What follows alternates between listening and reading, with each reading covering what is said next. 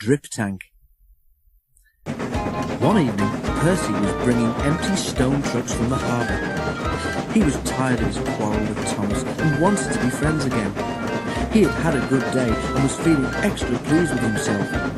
He was so busy thinking how he would tell Thomas and Toby about his expert handling of the trucks that he forgot to keep a good lookout. Too late, he saw a broken branch hanging over the line straight in front of him.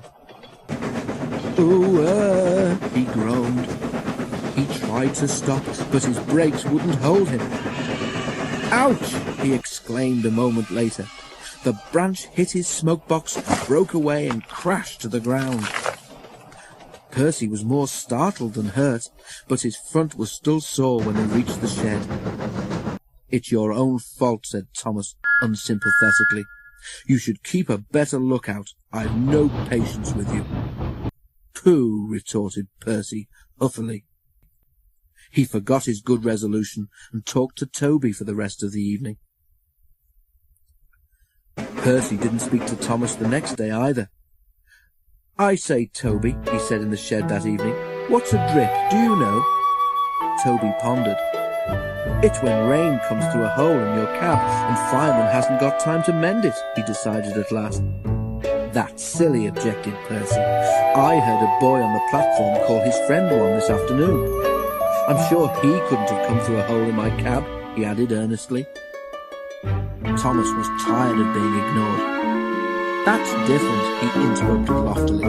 "The boy just thought his friend was being a coward, or silly, or a spoilsport." Percy thought about this. "So if," he suggested reflectively, "if you stopped me from doing something nice, would you be a drip, Thomas?" "You're the drip," answered Thomas crossly. "Now go to sleep like a sensible engine and stop talking nonsense." Percy was offended. Instead of going to sleep, he became even more determined to pay Thomas out. Next day, Henry's train was late at the junction. When Thomas set out along the valley, he was trying to make up for lost time.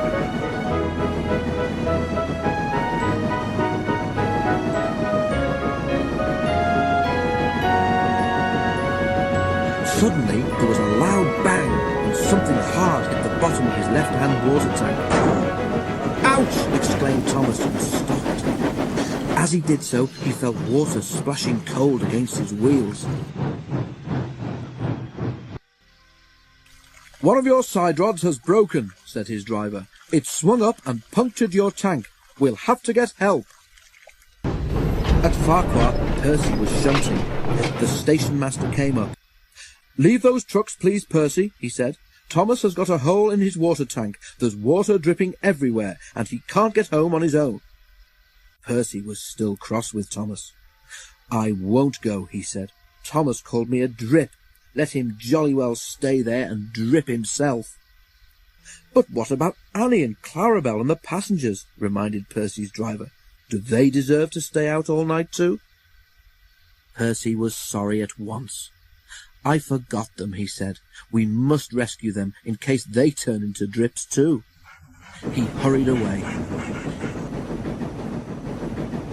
He found Thomas near the river.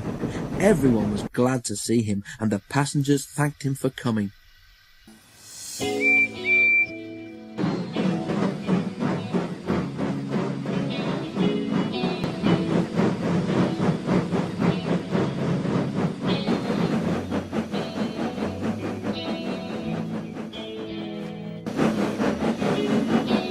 "I'm sorry I was rude," said Thomas.